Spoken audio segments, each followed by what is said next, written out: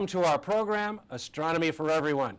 I'm your host, Don Kleiser, and today we're going to talk about the end of civilization as we know it.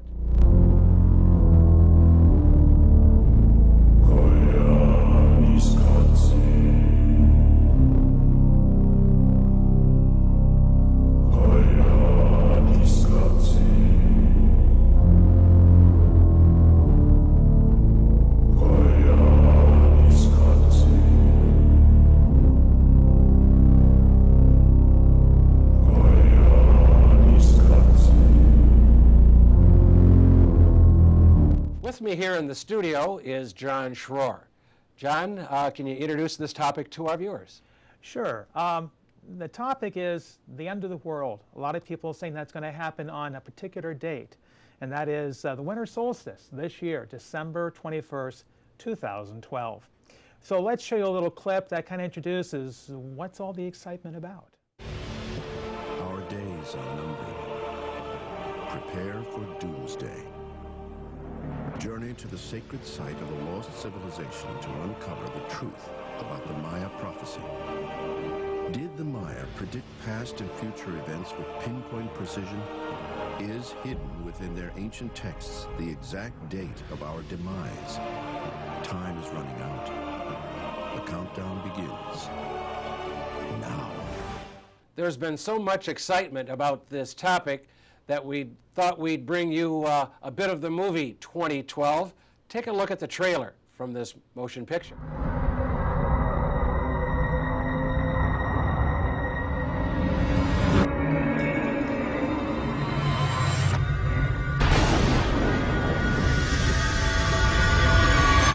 This mass suicide adhered to the Mayan calendar, which predicts the end of time to occur on the 21st of December of this year.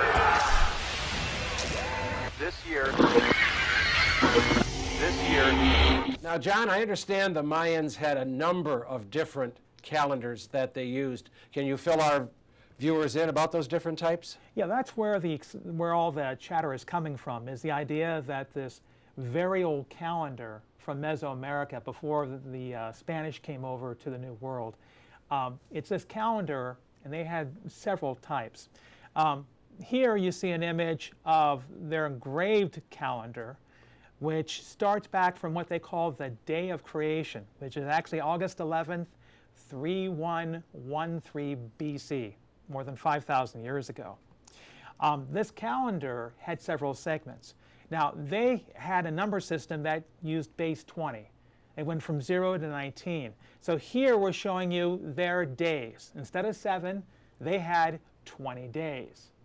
And these built up into other units, and we'll show the next image here that shows you more detail. They use glyphs instead of actual words, word pictures to explain things. So these 20 months eventually led up to different time periods. The next image we're going to show you here will show you the different time periods for a day, 20 days. They also had a 260-day calendar, and that was based on the rotation time, revolution time of Venus going around the sun. And then they had a 360-day calendar, and that's basically one trip of the Earth around the sun, ballparkish. Now, in the research for all of this, they also discovered some very large numbers they couldn't quite understand until a couple of anthropologists and archaeologists realized that it was an extremely long calendar. Now, here in the Western world, we tell history or the future based on the year. For example, Julius Caesar being killed in the Senate, the time of Halley's Comet appeared, 44 BC. Or we talk about the birth of Captain James T. Kirk from the show Star Trek, happening in the year 2228. That's how we identify, and it's based on the birth of Christ, AD, the year of our Lord. Anything beforehand is BC, before Christ. Anything afterward is Anno Domini, the year of our Lord. Now, the Mayans didn't have such a system. They used the long count, which is the Bactun. That's the one that lasts for 5,125 years.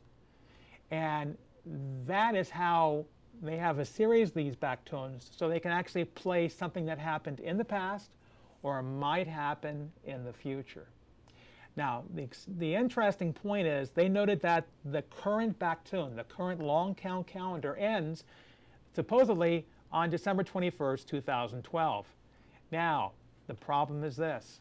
People think it's the end of the long count, the Mayans must have meant something. And there's been many people, there are people that sell survival goods, people that sell books on how to survive the coming apocalypse. There are people who just want to scare people because they can. And They're looking for financial gain for themselves. Financial gain, or pushing their own agenda. Mm-hmm. And the point is, no, it doesn't happen that way. So they really weren't predicting anything with the end of this particular long count. No. Here in my hand, I have a cute little Wildlife Babies catalog, and it's dated for 2012. So what do you do at the end of 2012? You go to the next year. You throw that one away or recycle it, and you give yourself a 2013 calendar. All that's happening is that we're going to go to a new long count calendar. It doesn't mean they're foretelling the end of the world, or some people even predict that it'd be a spiritual awakening among mankind and we'll live in a paradise. There are some people saying that, looking on the positive instead of the negative side. But you know, there's just no science to it. None whatsoever. Exactly. Now, various types of catastrophes have been predicted to go with this end of the long count or the alleged doomsday. What are some of the catastrophes being predicted? Well, there are 5 general types that are being predicted. We'll list them out, and then we're going to play an introductory clip for each one so you can hear what all the propaganda is about, and then we'll talk about what's in reality, what's the science say.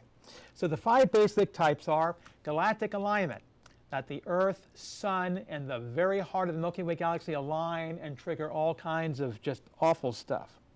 The second one is the Sun. Solar flares will reach out and go through our magnetic field shield and will destroy electronics and send us back to the Stone Age, or even worse, go right through the Earth's magnetic field and wipe out life on Earth. The third kind is something called Nibiru. The Planet X? Well, Planet X / minor planet, they've nicknamed Nibiru. That's going to slam the Earth and just kill everything on the planet. The next, the poles, the magnetic poles, North and South Pole, they're going to shift and cause all kinds of awful, awful stuff. And the fifth, which was part of the story in the movie 2012, was crustal shift. That because of something going on, magnetic field pole or something else, the crust and the mantle is going to shift. There's going to, California is going to fall into the sea, and it'd just be terrible. So the first clip we're going to talk about is about the galactic alignment, and explains how that can cause trouble, supposedly.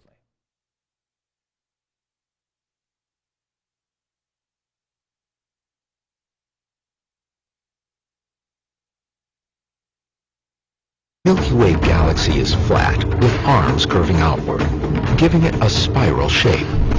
From the Earth's perspective, when the galactic alignment occurs, it will appear that the Sun is rising directly with the center of the Milky Way galaxy in an incredibly rare astronomical phenomenon that occurs only once every 26,000 years.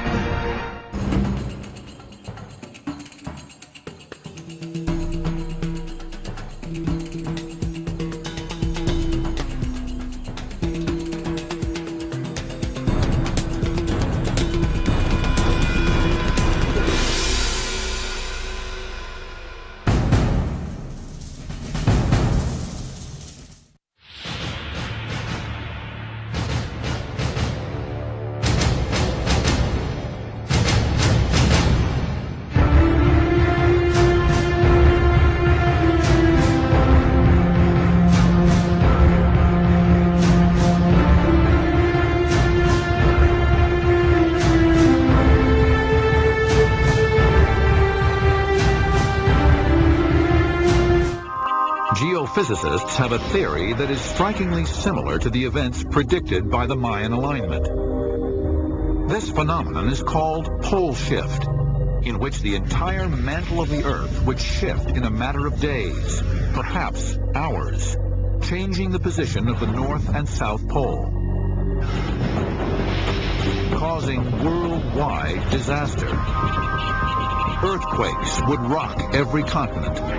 Massive tsunamis would inundate coastal cities. It would be the ultimate planetary catastrophe. So the first possible end of the world is called galactic alignment. And that's when the Earth and the Sun and the center of our city of stars, the Milky Way galaxy, are supposed to be in perfect alignment. Now, the Earth does this wobble where the North Pole kind of wanders around every 26,000 years. And that's called precession. We've known that since the days of the pyramids, because the Egyptian star, North Star, they pointed to in a tunnel in the pyramids, was aimed at the North Star, but it's not Polaris. Now, they're claiming, these folks, that it only happens once in a precessional cycle, that there's a perfect alignment and all kinds of havoc is going to happen. Well, I hate to say this, but the Earth and the Sun and the Milky Way galaxy center, they line up every doggone year. It happens in the wintertime when the Sun is in the constellations that have the center of the summer Milky Way. So it's not going to be doom and gloom just because of that. Now, the second topic they bring up is talking about the Sun. Now, the Sun, our closest star, is a small little yellow dwarf star. And it has a rather predictable cycle every 11 years when it goes from not too many spots to many sunspots. And basically, you have to understand how the Sun works. The Sun is a giant ball of gas, very, very hot. Upwards of 10,000 degrees in the surface and down around 25 million degrees in the center called the core. The middle of the Sun rotates every 25 days, but the north and south poles rotate every 35 days. And because it is hot, it's a magnetic field. And as the thing rotates, the magnetic fields get tangled up. And when they get tangled up and they hit the surface, that area of the Sun becomes cooler and you get a sunspot. It's actually a magnetic storm. When they break, you get solar flares. Huge explosions of upwards of millions, if not billions of tons of material gets hurled out into space. If they head toward us, we're protected by the Earth's magnetic field. The stuff gets mostly shunted aside. It's like the force fields they had on Star Trek or Star Wars. Now, the thing is that some of the material sneaks in to the Earth's northern and southern polar regions, gets into the air, it excites the atmosphere, and it causes it to glow like the stuff in a neon or a fluorescent tube. You get northern lights. Some folks are claiming that it's going to be a huge storm because we're getting close to the peak of this huge amount of activity on the Sun. It's going to break through the Earth's magnetic field, and that's going to be it. Some people claim we'll be back to, vacuum tube technology. Some people say to wipe out Earth. Well, this has happened every 11 years for 4.5 billion. We're still here. So it's something, you really shouldn't panic about. Doesn't sound like it. No, not really. No. Now, the next one, which is one of the wackier ideas, and I'll go ahead and officially call it wacky, is the idea that there's this mystery planet called Planet X, or this mythical planet called Nibiru, and that it's going to be heading toward us, it's going to crash in the Earth, and it's going to wipe out all life. That's it, game over. There's a problem with this theory. Planet X was the theorized planet for something we couldn't see, but we knew was out past Neptune. That was discovered in 1930 by Claude Tombaugh. You know it as Pluto. Since 1995, we found other small worlds, Makemake, Eris, Dysnomia. There's a bunch of them out there.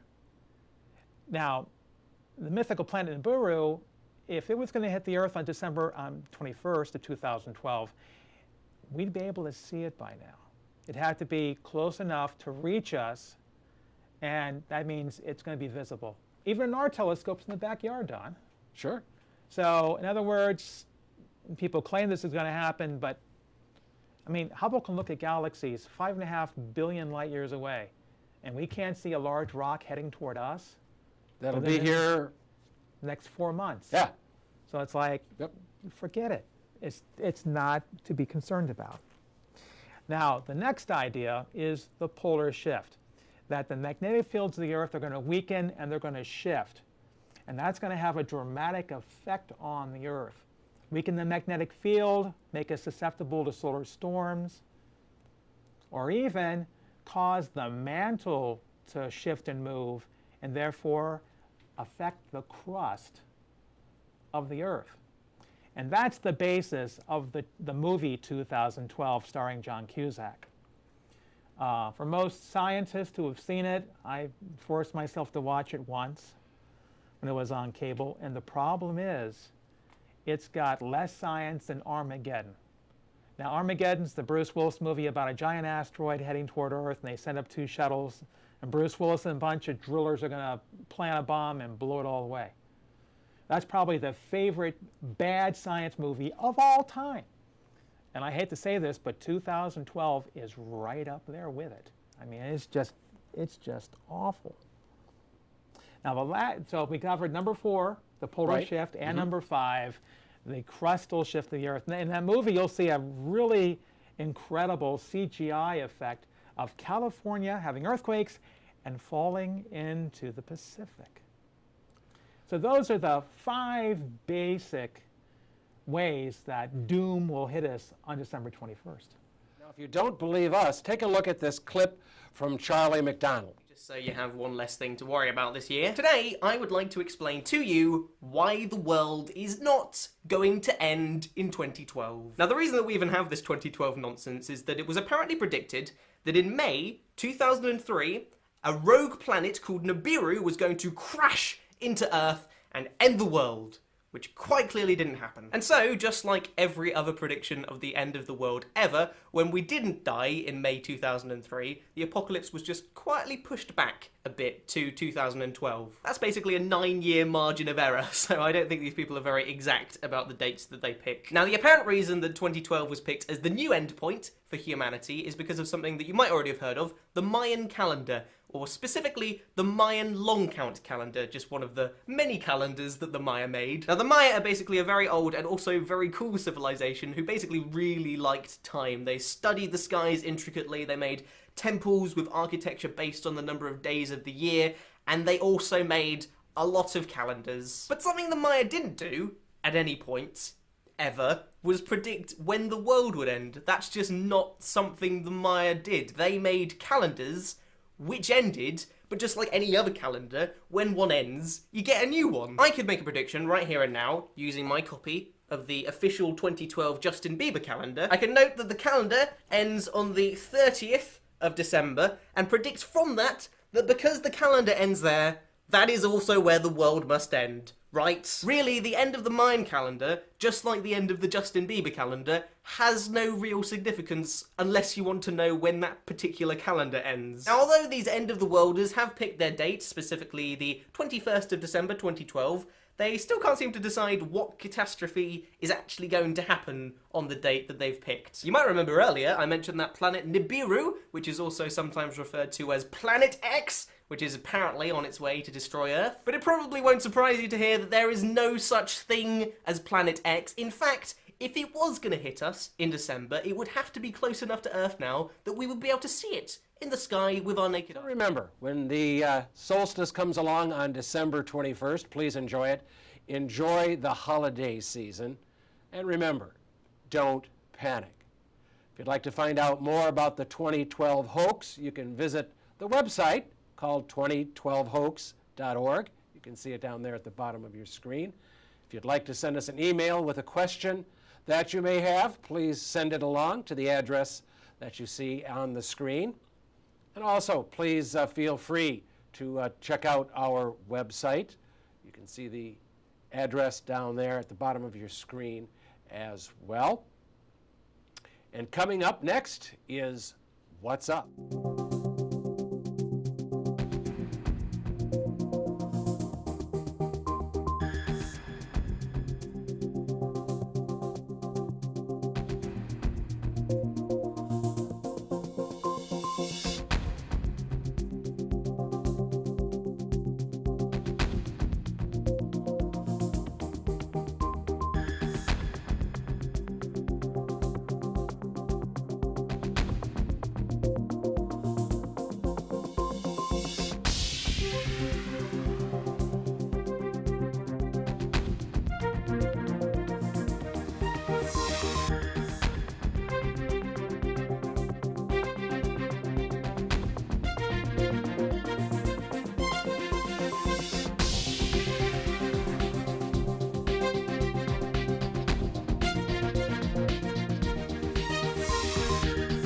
term of the month for this Doomsday episode is solar cycle. Now, a solar cycle is, well, it's a cycle in the sun of sunspots. And so in order to understand the sunspot cycle, you need to actually see the sun. There are two ways to look at the sun that are fairly common. One is eyepiece projection, and the other is using a white light filter. In this image, I've got a white light filter. You can see the silver band on the right side of my scope there, and you can see me holding a camera up to the eyepiece, and I'm looking at the sun. Now behind me you can see little wispy clouds, and you'll see those in the picture that I'm taking. This is in the June Venus transit. So this next picture is the Venus transit. You can see Venus down there, the circle, the nice round circle, and you can see the wispy clouds going through the upper left-hand corner and also to the lower right.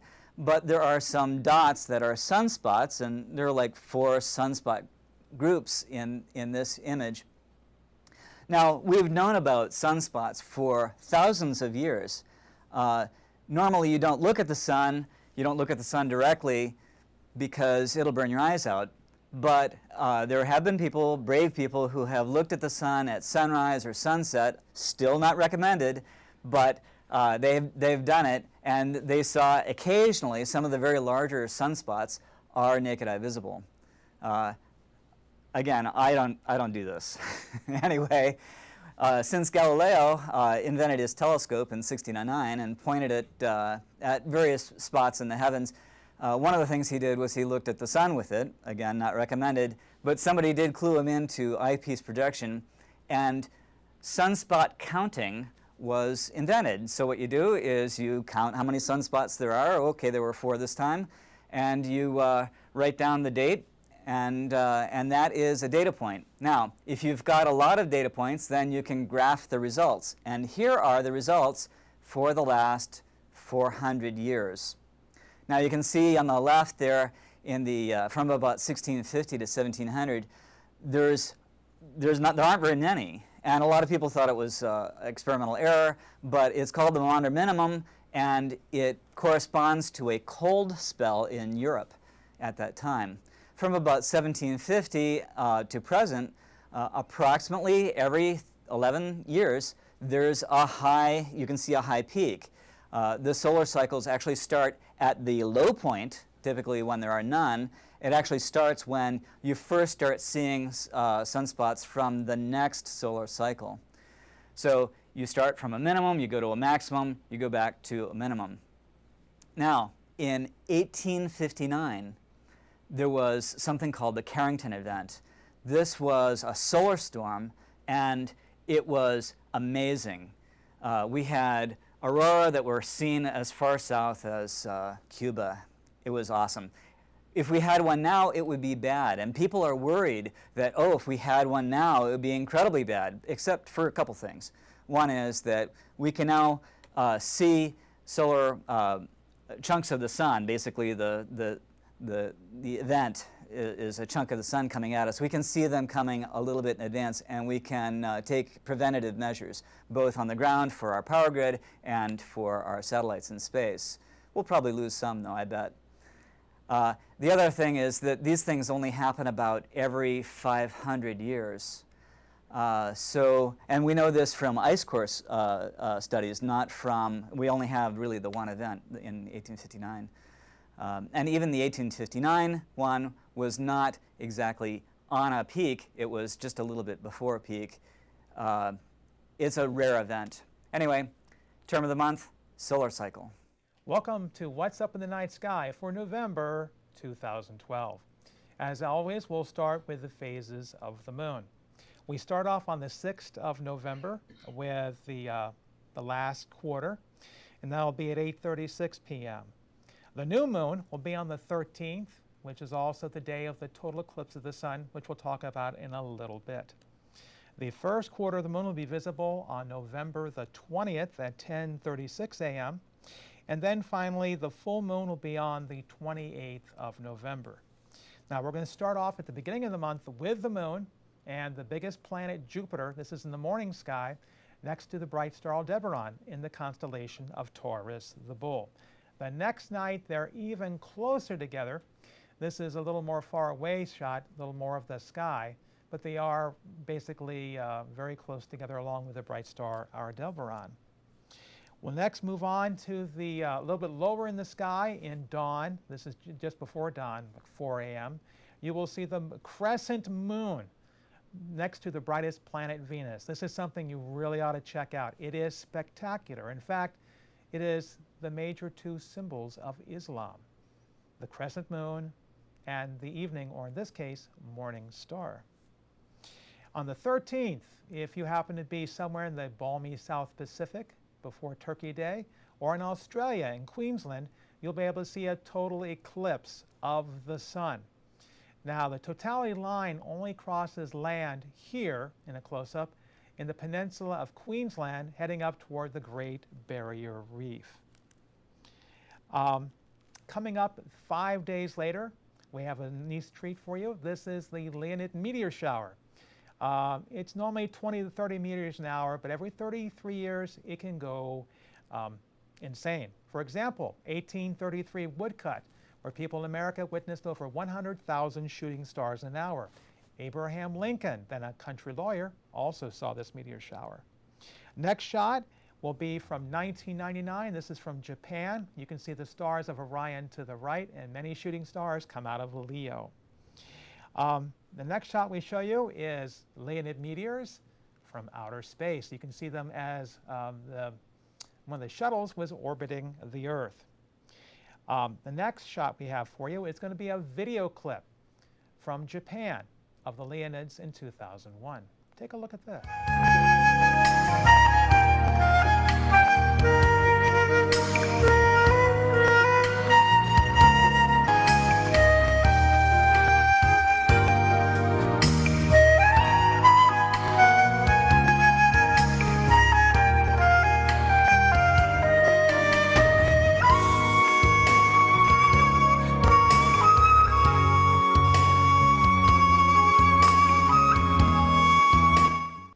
To conclude the month, we're going to go to the 28th of November, and if you look in the sky over in the east just before dawn, you're going to see Saturn, Venus, and the planet closest to the sun, Mercury. This is shortly before twilight begins to kick in, so be sure to check it out. It'll be a real nice and the only conjunction with 3 planets. To wrap up the month, on the 29th, we've got Jupiter, a lot closer to the moon than it was at the beginning of the month, and of course the bright red star Aldebaran. And that'll be again the morning sky before sunrise. That's what's up for November 2012. Remember, it's the best free show in the universe.